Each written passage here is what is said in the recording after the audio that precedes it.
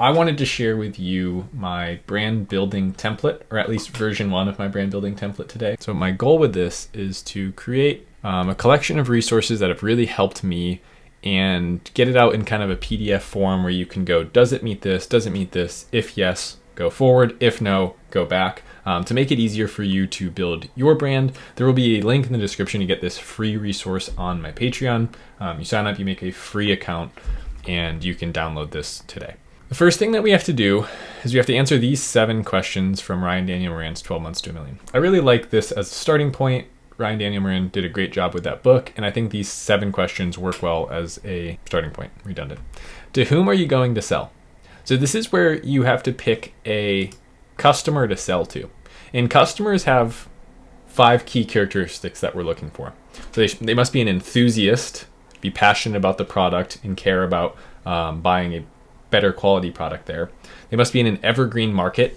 So when we look at this graph of these 4 markets that are all good staple examples from Ryan Levesque's book, Choose, we see they're evergreen, right? They don't trend downward over time. They don't actually even trend upward over time.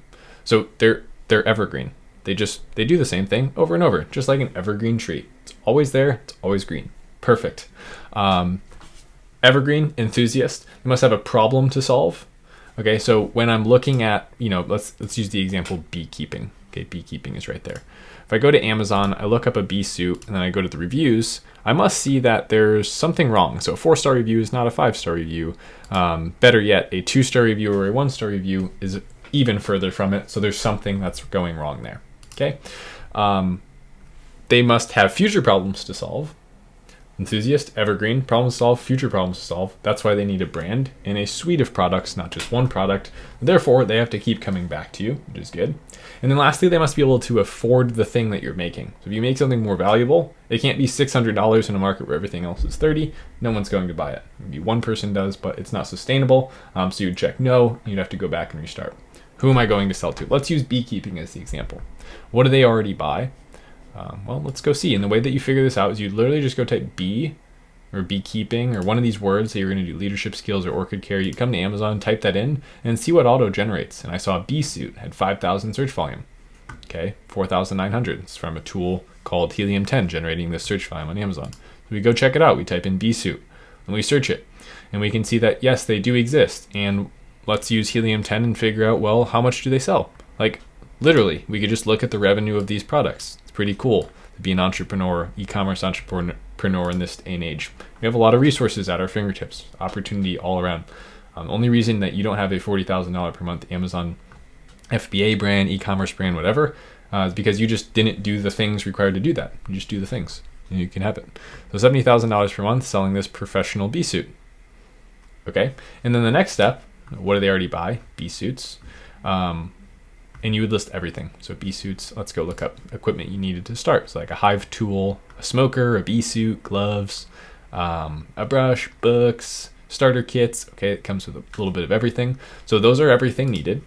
And which one are we going to focus on? Let's say we're going to focus on the bee suit. What does the customer think about similar products in the market? Well, let's go look at the customer reviews. Like we said, the veil is awful. So maybe it's like, okay, the suit's good, but the veil's no good. Or it's not thick enough. Okay, we make it thicker. Not for bee removal / cutouts, veil loop. So this is the point where it's boring to do on video, but you would just go spend an hour reading all the reviews of everything in your market. You'd go to forums, you'd go to YouTube videos, best bee suit for beginners. You would look up all that kind of stuff and just get a good idea of who your customer is and what they think. That's the root of how you're going to be creating a more valuable product for them. It's understanding them. Where does your customer hang out with others? Let's go see. So like, is there a lot of engagement with beekeeping posting on Instagram?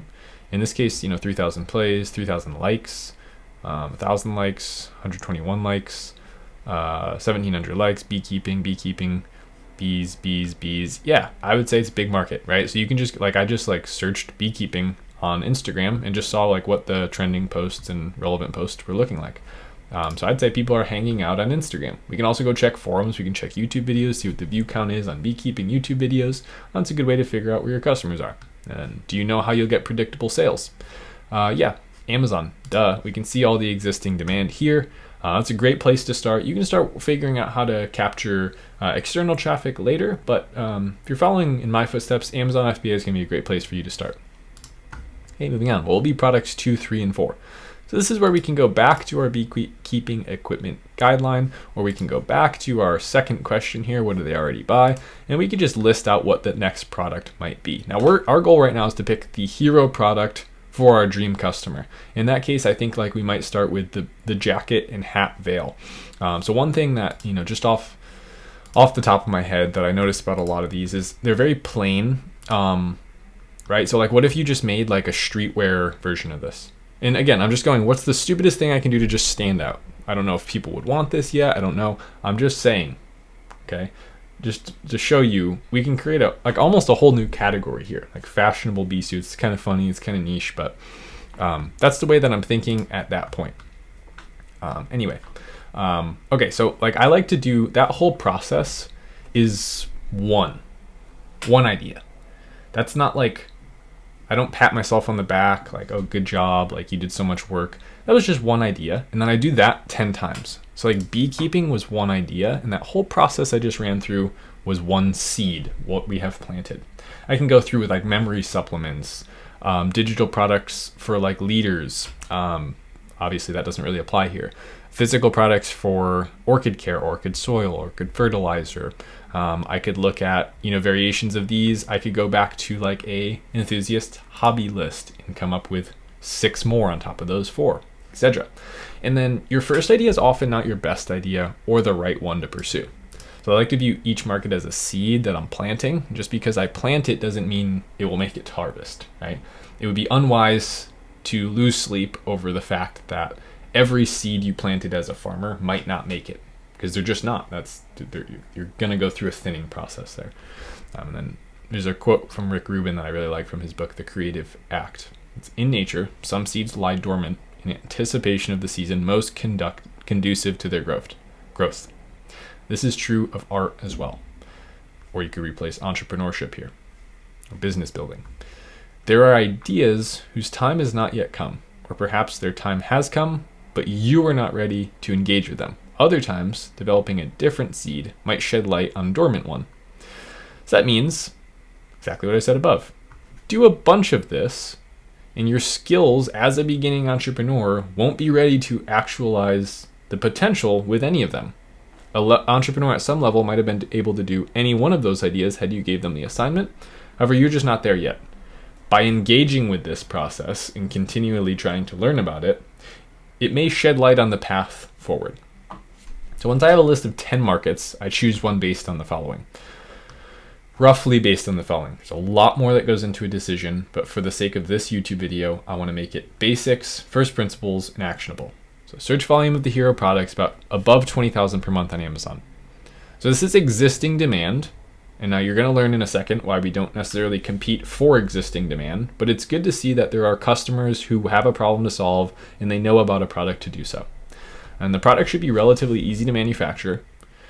The product / market should have barriers to entry. So those two kind of contradict each other. Generally, easy to manufacture means lack of barriers to entry. However, not necessarily. For instance, in my case, I sourced a product here locally in the USA. So the idea that someone is going to compete directly with me on exactly what I'm doing uniquely is slim. There should be 100 influencers in this market, from 5,000 to 100,000 followers, posting content about my customers' interests. That brings me back to Instagram, brings me back to TikTok, brings me to Facebook and YouTube. I want to see that people are engaging with this market outside of just the products within it. Okay, they care about content here as well. Content marketing is going to be a great strategy to help you grow and cross that finish line, whatever that might be for you. Sales, acquisition, after sales, etc. Now the customer should be unsatisfied with the current options, and if the new offer was made to them, it would be easy to get them to switch. So no cult followings. Like I wouldn't want to go compete with Liquid Death. Okay, it can be very hard to get someone to switch, even if I do something similar. So I pick a market where I can make a completely new offer, not just a better, just a faster version. Okay, as Russell Brunson says in Expert Secrets, stay away from the ER words. That's the ER here, better, faster. Right? You're competing with each other in the existing marketplace, and you're trying to beat each other. Right? That you're throwing jabs at each other. Meanwhile, what you want to be doing is you want to be selling in a blue ocean. the book by Chen Kim and Renee Mauborn. I think that's how you say her last name. That highlights this strategy. So you want to become the market king, selling a unique offer that's unlike anything that currently exists, and you want to avoid selling in red oceans, where you compete with other sellers for remaining 30% of sales left over from the market king. And it's kind of like a mishmash of ideas from Russell Brunson and the Blue Ocean Strategy. So this chart is from Blue Ocean Strategy, I think.com. Yeah, blueoceanstrategy.com/tools, red ocean versus blue ocean. Now check this out. This is what all Amazon sellers do. I can comfortably say all. Like if you're watching this, if you watch private label videos, this is what you're doing. You compete in an existing market space. You just look up bee suit and you try and make one. You try and beat the competition. So I say, I'm going to look at these and I'm going to do something different than what's currently here. I'm just going to beat them. I'm going to outsmart them. I'm going to have a bigger bundle. I'm going to have more. I'm going to have better. I'm going to have faster. You try and exploit existing demand. So there's 20,000 search volume currently. I'm just going to put my product in front of them. You make value to cost trade-off. You align the whole system of a firm's activities with the strategic choice of differentiation or low cost. Sound familiar? Yeah, private label. What you want to be doing is Blue Ocean Strategy. Create an uncontested market space. And now keep in mind, uncontested market space, you go, well, I thought you said define existing search volume. Yeah, that's customer interest. You're still selling to a specific person. You're doing it in an uncontested way. New offer, not better offer. So make the competition irrelevant. This is where I like to introduce the idea, kind of that Russell talks a lot about, is like brand building, creating a tribe, selling a story. So you want to make them buy the product from you, not just buy the product from the cheapest possible source. Create and capture new demand. So who is everyone currently selling to? That's not everyone they could possibly sell to. It's just who everyone's focusing on. And then who's being left out, right? Think of Nintendo selling the Wii. So you have Xbox, you have PlayStation from Microsoft and Sony. They're selling towards gamers, competitive gaming, gamers. Wii comes in and positions a offer to non-gamers. Now we have YouTube videos of families playing Wii Sports together. It's simple, makes sense, right? That's the idea of creating and capturing new demand. Non-gamers versus gamers still selling a console. Break the value cost trade-off. I'm not going to go too deep into this stuff right now. There's more resources on blueoceanstrategy.com. And then align the whole system of firms' activities in pursuit of differentiation and low cost. So check this out. This is Red Ocean Strategy. We have 3 of the exact same products for the most part. Well, the exact same products. I shouldn't say for the most part. They are the same. Same manufacturer, probably. $48.99, $59.99, $79.99. 3 different listings. It's funny, they're actually called Blue Sea. My friend, you are not. And then Sea Legend. What's up with all the sea? That's kind of funny. Brand building acts as a shield against price wars and feature wars. Okay, so above we see the 3 sellers selling very similar products at 3 different price points. Okay, the sellers furthest to the right sell brush and poles. This seller sells brush and poles, plus gloves and sponge, and plain box. This seller sells everything from here, plus bag, different colored gloves, different colored brush, and custom box. So this is a red ocean. That's what we were just talking about. They're trying to beat each other, sell to the existing demand. Seller to the left is the oldest of the 3, this seller. And it wasn't long before they had to put up with other sellers trying to take their sales. Because they're not selling a story, building a tribe, and creating and capturing new demand, the customers have no loyalty to them, will buy from another seller if that seller offers the same thing for less, or offers more for the same. So Liquid Death doesn't have to worry about a new iced black tea swarming the market. Okay, so that's their product right now. It's one of their newer products, actually. New sellers coming in wouldn't even affect them, right? So sellers could compete, driving their own prices down, but they wouldn't compete with Liquid Death because customers want their iced tea. And that's the story and the branding side of things. The tagline, murder your thirst says it all. It's selling a story and a feeling. Yes, it's just water, or in this case, iced tea. But people aren't buying the water, they're buying the can. They're buying the story, and they're buying the tribe.